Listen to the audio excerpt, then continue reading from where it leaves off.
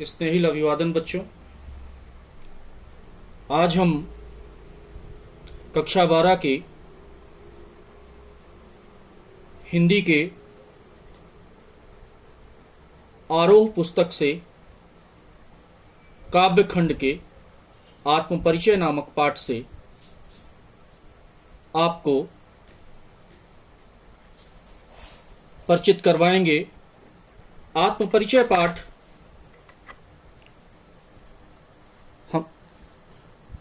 हमारे प्रिय कवि हरिवंश राय बच्चन की रचना है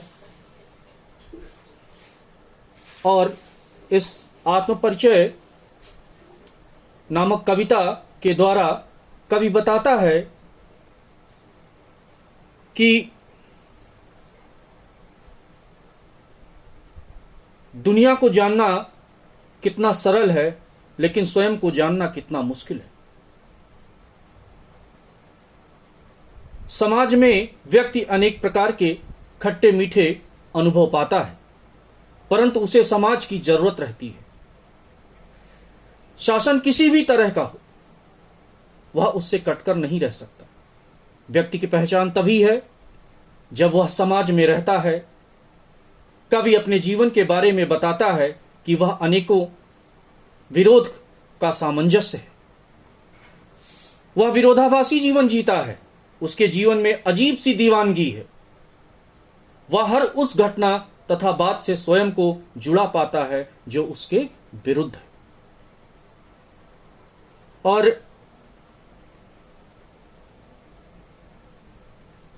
अब आते हैं इस कविता के काव्यांशों पर। तो कवि कहता है, मैं जगजीवन का भार लिए फिरता हूं, फिर भी जीवन में प्यार लिए फिरता हूं। कर दिया किसी ने झंकृत जिनको छूकर, मैं सांसों के दो तार लिए फिरता हूं। मैं स्नेह सुरा का पान किया करता हूं। मैं कभी न जग का ध्यान किया करता हूं। जग पूछ रहा उनको जो जग की गाते, मैं अपने मन का गान किया करता हूं।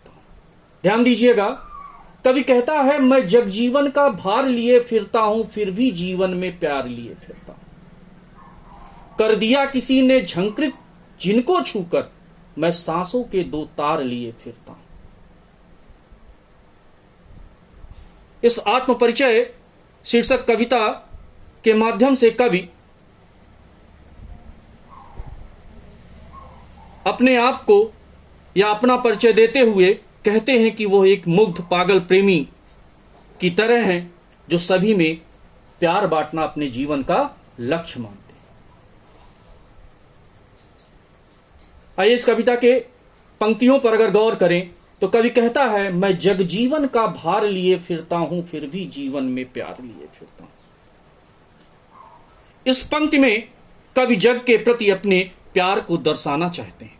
बच्चन जी कहते हैं कि वह इस संसार में अपने जीवन को एक बोझ के समान मानते हैं। मैं जग जीवन का भार लिए फिरता हूं, फिर भी जीवन में प्यार लिए फिरता हूं। बच्चन जी कहते हैं कि वह इस संसार में अपने जीवन को एक बोझ के समान मानते हैं, परंतु फिर भी जीवन में प्यार लिए फिरता हूं। परंतु जितना भी यह जीवन है, इसमें वह सभी को प्यार बांटना चाहते हैं। वह अपने जीवन के सभी पलों को दूसरों को प्यार देने के लिए खर्च करना चाहते हैं, क्योंकि उनके मन में सभी के लिए प्यार भरा हुआ है। आगे की पंक्तियां देखिएगा। कर दिया किसी ने झनकृत जिनको छूकर, मैं सांसों के दो तार लिए फिरता हूं।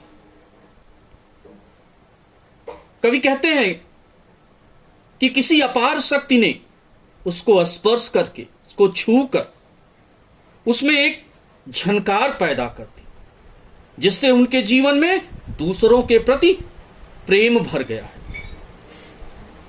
बच्चन जी के जीवन की सभी अभिलाषाएं, उमंगें पूर्ण हो चुकी हैं, इसलिए उन्हें जीवन से कोई मोह नहीं।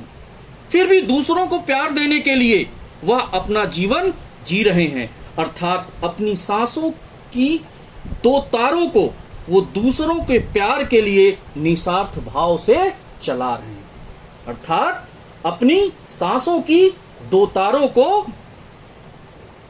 दूसरों के प्यार के लिए निस्वार्थ भाव से चला रहे हैं।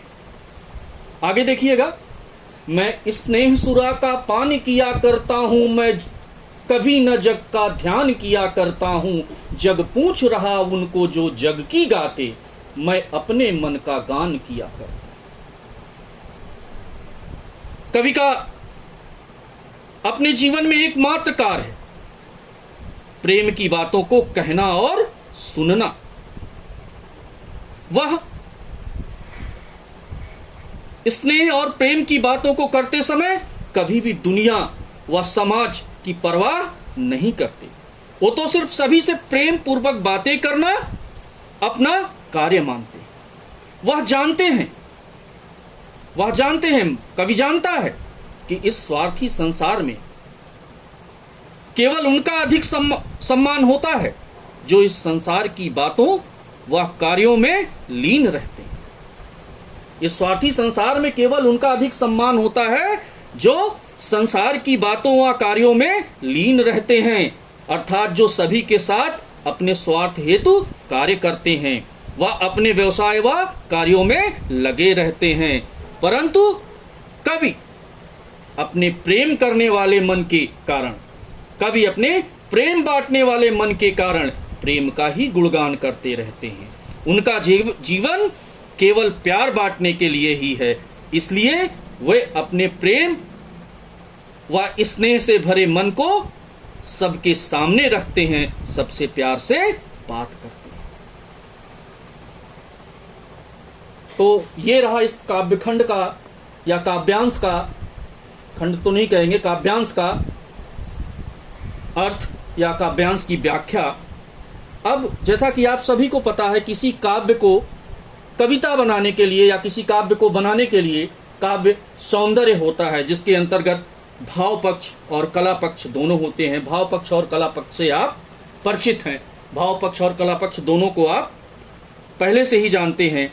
तो भाव पक्ष के अंतर्गत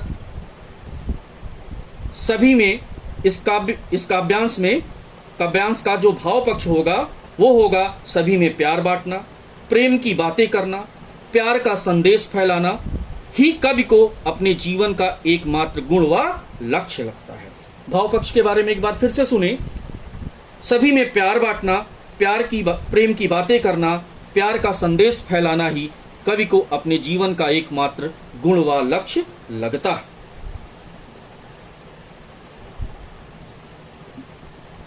कला पक्ष के अंतर्गत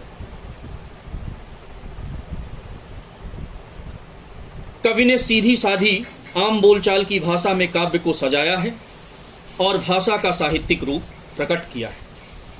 अनुप्रास अलंकार है, अनुप्रास और रूपक अलंकार दोनों हैं, अर्थात अनुप्रास और रूपक अलंकार के द्वारा काव्य के सौंदर्य में वृद्धि हुई है और साधारण शब्दों के द्वारा कवि ने अपना अनूठा परिचय प्रस्तुत किया है। ये तो रहा बच्चों काव्य की व्याख्या और काव्य सौंदर्य। अब आप देख रहे होंगे कि काव्य के बाद काव्यांश आधारित 3-4 प्रश्न हैं। तो आप जो भी व्याख्या मैंने की है, जो भी आपने समझा है, इस व्याख्या के आधार पर जो प्रश्न आपको दिखाई पड़ रहे हैं, उन प्रश्नों के उत्तर आप स्वयं करिएगा और